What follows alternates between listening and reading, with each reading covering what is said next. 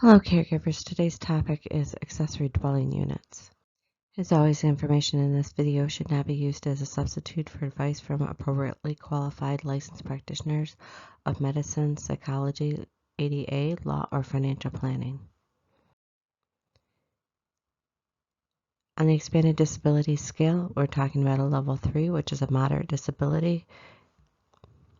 ADU stands for Accessory Dwelling Unit, and one of the things that was happening about level 3 as my partner was getting worse was I could tell that I was going to have to figure out how to either make accommodations in the home or try to find out if there's something that I could do because their mobility was becoming more and more restricted. And they said they did not want to go to a nursing care facility. So I was looking at ADUs to try to figure out if it was something that was an option. In addition to like the primary house, ADUs are typically like something that's smaller than the primary house. The unit's owned by the owner. It's asynchronous from the primary home. There's different zoning regulations that go along with it, so this may or may not be applicable to you in your area. But the one thing I did find out from studying, I would say probably 80% of them are pretty much informal. So for the resources in this video, I will put the link in the website in the comments. But what you really want to do is check with your municipality on what's allowable internet and local builders. So there's 5 types of ADUs. The first one is a detached, which you might see some yard cottage. They call them granny pods, med cottages, laneway houses, she sheds. Another option is converting your garage. That was one of the things that I was looking at because it was so difficult to get John into a vehicle. So I was thinking that it would be better to convert the garage into a living quarters so that it would be easier to get him in and out of a vehicle. There's also having a part of your home that's attached, like a bonus room, be converted to something where it's living quarters for somebody. An addition, which is typically called a mother-in-law unit or a carriage house, or a basement, where they call them English basements or accessory apartments. So as far as return on investment for accessory dwelling units, one of the interesting concepts is that when you build it, the family would live in the primary house and rent out the accessory dwelling unit. And you can see a lot of that with Airbnb, especially in like popular cities and things like that. And then as their family grows, they might grow into that unit. And then, towards retirement, they would actually move into the smaller unit and rent out the larger unit for income. So this is a pictorial of a MedCottage that was taken from the Daily Mail.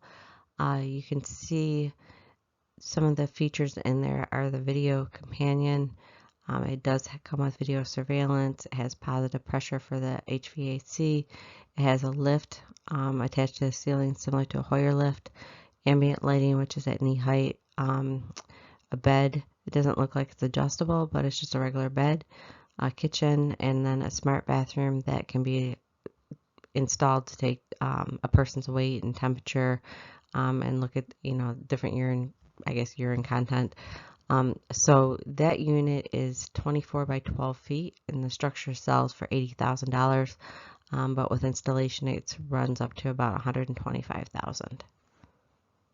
So in the evaluation, one of the things that we looked at in addition to the ADU was doing a home conversion, and we were going to need to put an elevator in and convert one of the bathrooms, and that was just really minor. It still wouldn't have given them much accessibility, and that was going to be close to $150,000, and it would have been sunk costs because it really would have kind of taken the character away from a 1930s house that we lived in.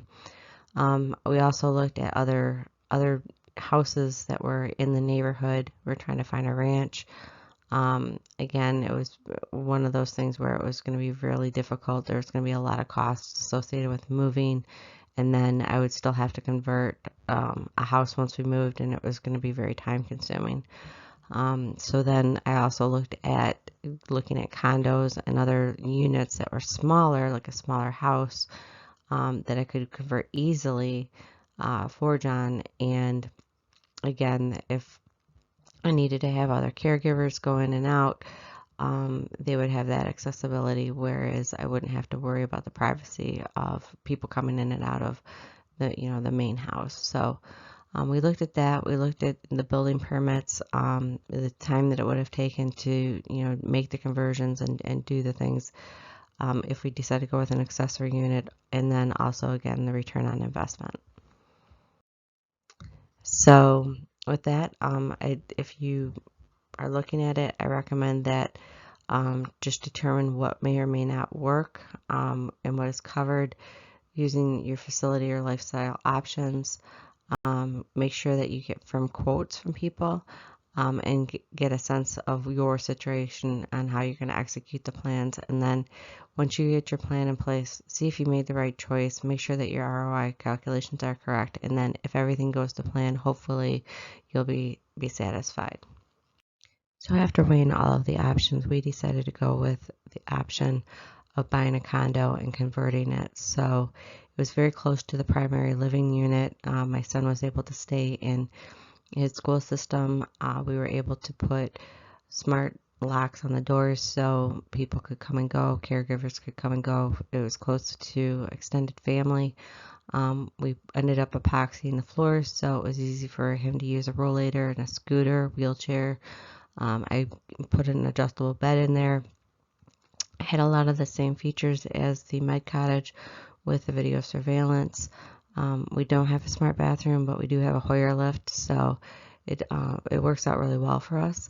And I hope that this segment or this video does give you some options or something to think about, because again, when you're thinking about what you're going to spend on trying to create a living situation that's good for somebody that's disabled, the cost that we spent for the one-time cost would have been pretty much what we spend annually if we were using a assisted living facility. So I hope that helps.